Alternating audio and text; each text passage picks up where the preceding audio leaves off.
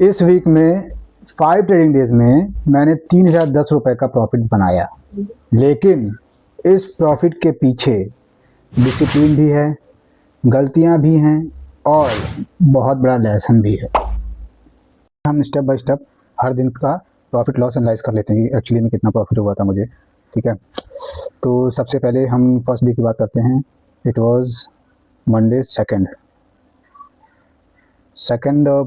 को किसमें किया था ट्रेड, मैं जल्दी से आपको दिखा देता हूँ। इक्विटी में मैंने लिया था भारत इलेक्ट्रॉनिक्स BEL, उसमें मुझे लॉस हो गया था 171 का। ठीक है, और निफ्टी के ऑप्शंस में मैंने कॉल खरीदा था, मुझे इसमें 634 रुपीज़ का प्रॉफिट हुआ था। ये मैंने ट्रेड ली थी। ओवरऑल मेरे को कितना प्रॉफिट रहा था, ओवरऑल मुझे ग्रॉस प्रॉफिट था 549 रुपीज़ का, जिसमें से 86.66 टैक्सेस एंड चार्जेस कर गए थे, और एक्चुअल प्रॉफिट हुआ था 462.88 रुपीज़ का।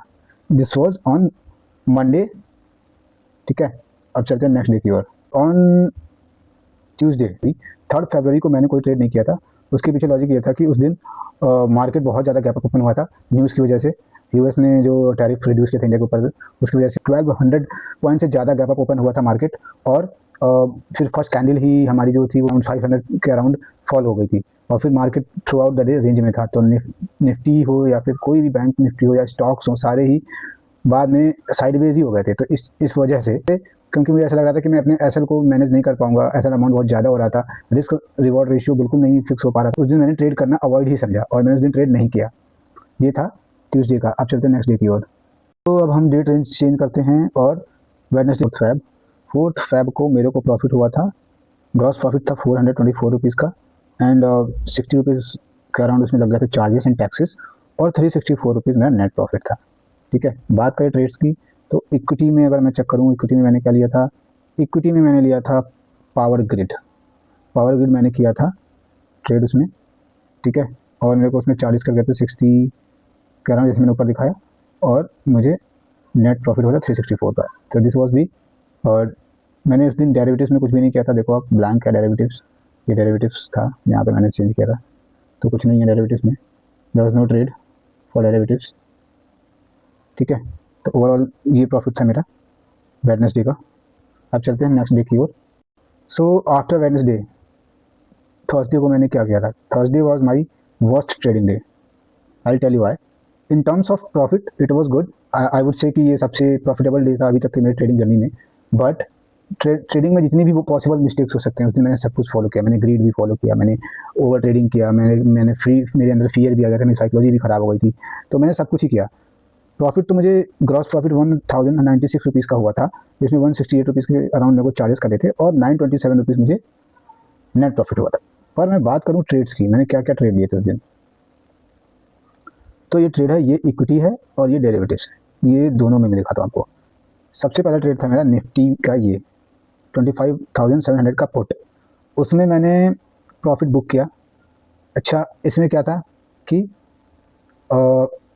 मैं एंट्री तो मैंने कर ली निफ्टी के पुट में, पर मैंने एसएल अपना एनालाइज किया ही नहीं था कि कितने अमाउंट का एसएल होने बनने जा रहा है, और वो बहुत ज़्यादा बन रहा है, 10% का अराउंड एसएल बन गया था मेरा। तो जब मैं एंट्री कर ली, जब मैंने देखा कि एसएल तो बहुत बड़ा हो गया है, तो फिर मैं फियर में आ गया, और मैंने जितना अमाउंट मेरे को प्रॉफिट दिखा, मैंने जल्दी से बुक करके और ट्रेड क्लोज कर दी। ठीक है, एक तो मैंने ये गलती करी। उसके बाद जब एसएल अमाउंट बड़ा दिख गया, तो मैं डर के मारे, फिर फियर भी आया मेरे अंदर, और मैंने ट्रेड को कट कर दिया।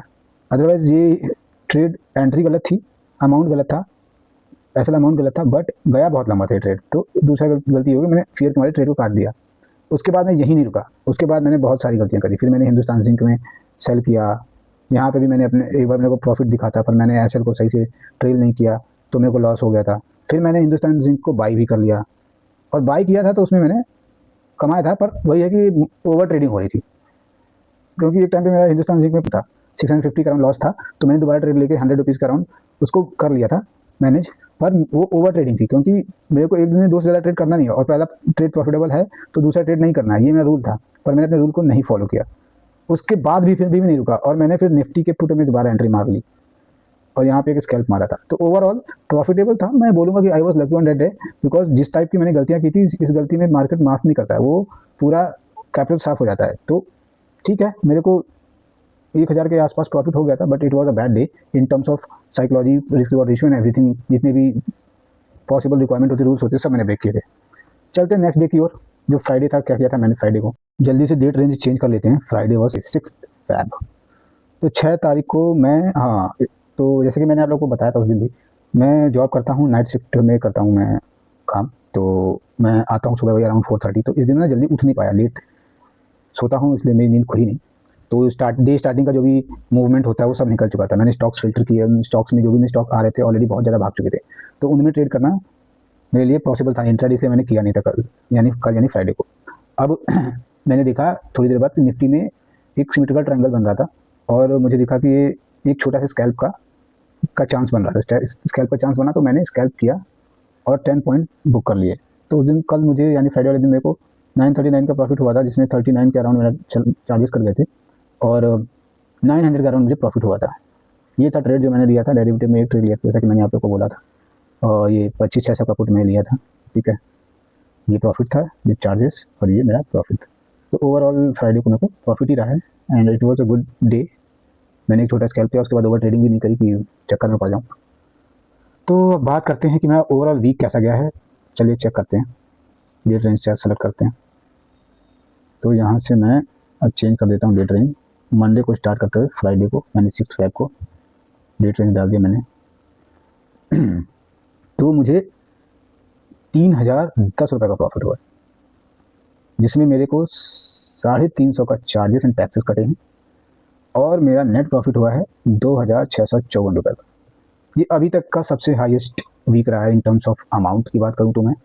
ठीक है, सो सबसे प्रॉफिटेबल वीक रहा है मेरे लिए ये। और मेरा टोटल कैपिटल कितना हो गया है, कैपिटल की बात करें तो हम चलते हैं अपने ब्रोकर के अकाउंट पे, फंड्स पे क्लिक करते हैं, और टोटल कैपिटल मेरा अभी हो गया है 24,500 का अराउंड हो गया है। तो इस अमाउंट से अब हम नेक्स्ट वीक स्टार्ट करेंगे अपनी ट्रेडिंग। तो इस वीक की लर्निंग्स क्या है, चलिए पहले तो ये है कि एंट्री से पहले एसएल एनालाइज करना कंपलसरी होता है। ठीक है, प्रॉफिट के बाद ट्रेड लेना सबसे डेंजरस चीज़ है, और पार्शियल प्रॉफिट बुक करना बहुत ज़रूरी है। डिसिप्लिन ग्रीड से बहुत बड़ा है। और लास्ट है हमारी लर्निंग कि ओवर ट्रेडिंग प्रॉफिट को भी लॉस बना सकती है, तो हमें ओवर ट्रेडिंग नहीं करनी चाहिए, जो कि मैंने किया था थर्सडे वाले दिन। तो ये तो थी हमारी learnings from this week. So next week focus क्या होगा, नेक्स्ट वीक फोकस होगा रिस्क मैनेजमेंट पे, पोजीशन साइजिंग पे, और इमोशन कंट्रोल पे। ठीक है, और अगर आप रियल ट्रेडिंग जर्नी देखना चाहते हो तो मेरे चैनल को सब्सक्राइब करना मत भूलना। थैंक यू फॉर वॉचिंग, मिलते हैं नेक्स्ट वीक के ट्रेड्स के साथ।